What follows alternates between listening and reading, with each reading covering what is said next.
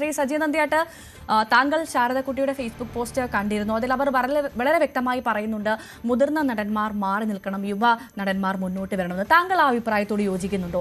മലയാളത്തിന്റെ മുതിർന്ന നടന്മാർ മത്സരരംഗത്തുള്ളതുകൊണ്ട് മലയാളത്തിന്റെ യുവ നടന്മാർ മാറിപ്പോകുന്ന സാഹചര്യമുണ്ടോ, അല്ലെങ്കിൽ അവരെ പരിഗണിക്കാതെ പോകുന്ന സാഹചര്യമുണ്ടോ? താങ്കൾക്ക് എന്താണ് തോന്നുന്നത്? മത്സരിച്ച് തന്നെ ജയിക്കേണ്ടത്?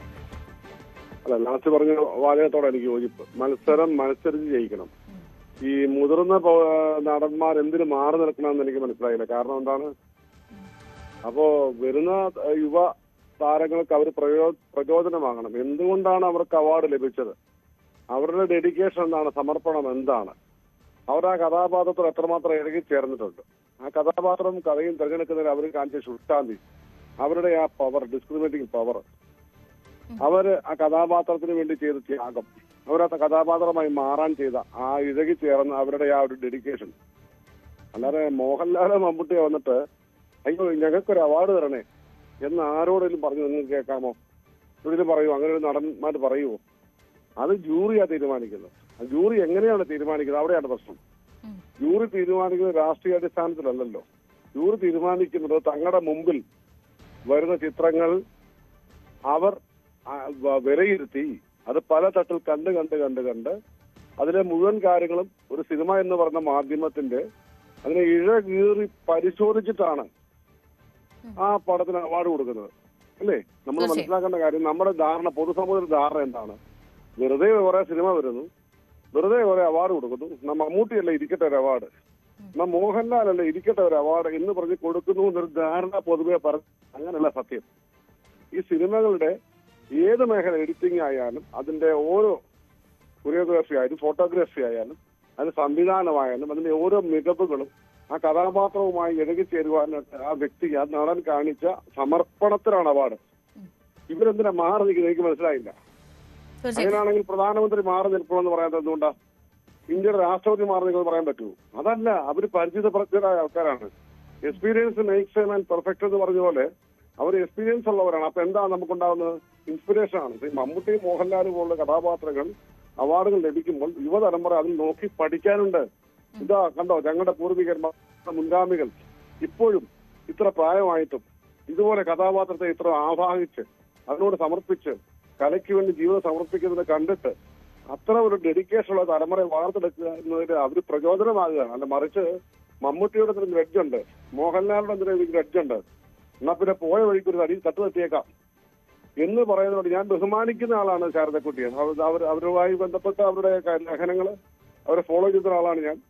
ഇക്കാര്യത്തിൽ അവരുടെ അഭിപ്രായം പറയുന്നത് നമുക്ക് ജനാധിപത്യ രാജ്യമാണ്. അഭിപ്രായം പ്രകടിപ്പിക്കാൻ അവർക്ക് അവകാശമുണ്ട്. അതുപോലെ എനിക്കും അവകാശമുണ്ട്. സെയിം റൈറ്റ് ഉണ്ട്, സെയിം ഡ്യൂട്ടി ഉള്ളവരാണ് നമ്മൾ. അപ്പൊ അതുകൊണ്ട് ബഹുമാനായ ശാരദക്കുട്ടിയുടെ ഈ ഒരു പരാമർശത്തോടെ തികച്ചും 100% ഞാൻ വിയോജിക്കുകയാണ്. Very sorry. വളരെ നന്ദി ശ്രീ സജി നന്ദിയാട്ട് ഞങ്ങളോട് പ്രതികരിച്ചത്. എന്തായാലും വിവാദങ്ങൾ ഒഴിഞ്ഞ, തർക്കങ്ങൾ ഇല്ലാത്ത ഭൂരിപക്ഷ പ്രേക്ഷക വിലയിരുത്തൽ പോലൊരു ചലച്ചിത്ര പുരസ്കാരം ജൂറിക്ക് സാധ്യമാകുമോ എന്നാണ് നമ്മൾ കാത്തിരിക്കുന്നത്. അരുൺ എന്നൊരു പ്രേക്ഷകൻ നമുക്കൊപ്പം ചേർന്നു, വയനാട്ടിൽ നിന്നാണ്. അരുൺ, ശാരദക്കുട്ടി പറഞ്ഞത് താങ്കൾ കേട്ടിരുന്നു എന്ന് പ്രതീക്ഷിക്കുന്നു, അവരുടെ ഫേസ്ബുക്ക് പോസ്റ്റ് കണ്ടിരുന്നു എന്ന് പ്രതീക്ഷിക്കുന്നു. ഇത്തരത്തിൽ നമ്മുടെ മുതിർന്ന നടന്മാർ സ്വയം മാറി നിൽക്കേണ്ട സാഹചര്യമുണ്ടോ?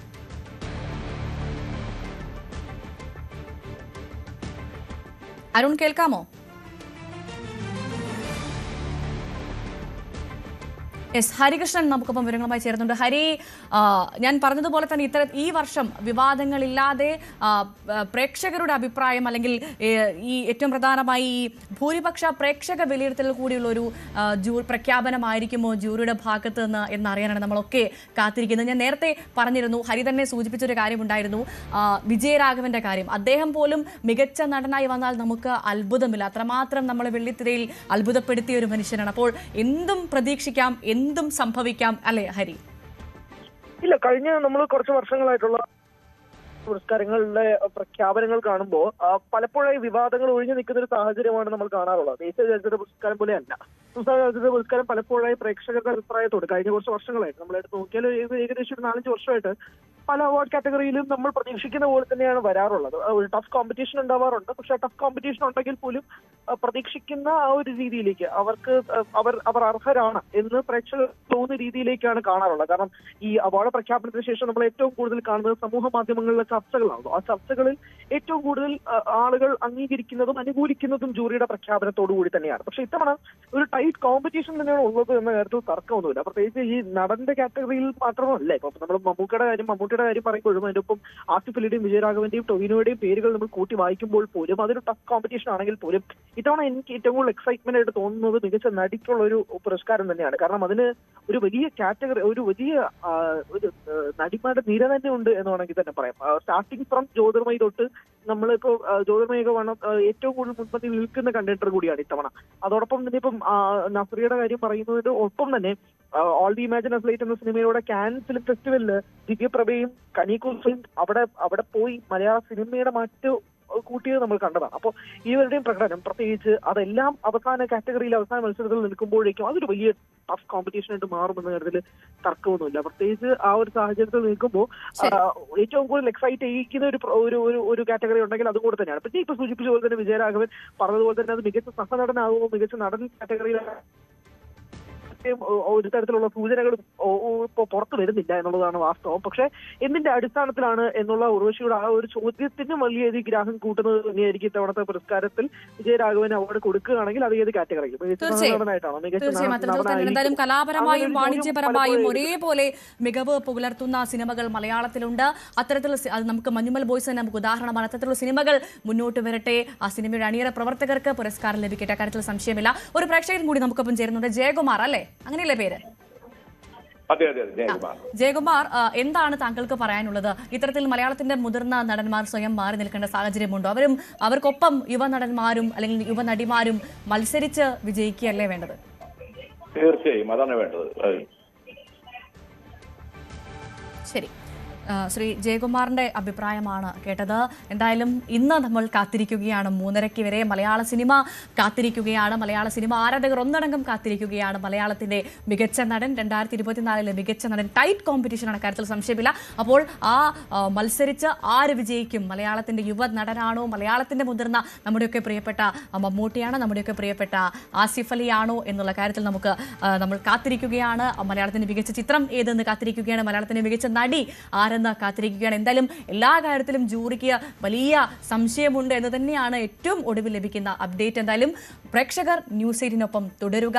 3:30 നമുക്ക് കൃത്യമായി ഈ വിവരങ്ങൾ ആരൊക്കെയാണ്, എന്തൊക്കെയാണ് മലയാളത്തിന് സ്വന്തമായി കാത്തിരിക്കുന്ന സസ്പെൻസ് എന്നത് ഞങ്ങൾ കൃത്യമായി നിങ്ങളിലേക്ക് എത്തിക്കും. എന്തായാലും പ്രതികരിച്ച എല്ലാ അതിഥികൾക്കും ഒരുപാട് നന്ദി. MS ഹരികൃഷ്ണനാണ് വിവരങ്ങൾ നൽകിയത്. ഈ വാർത്താ ബുള്ളറ്റിൻ പൂർണ്ണമാകുന്നു. നമസ്കാരം.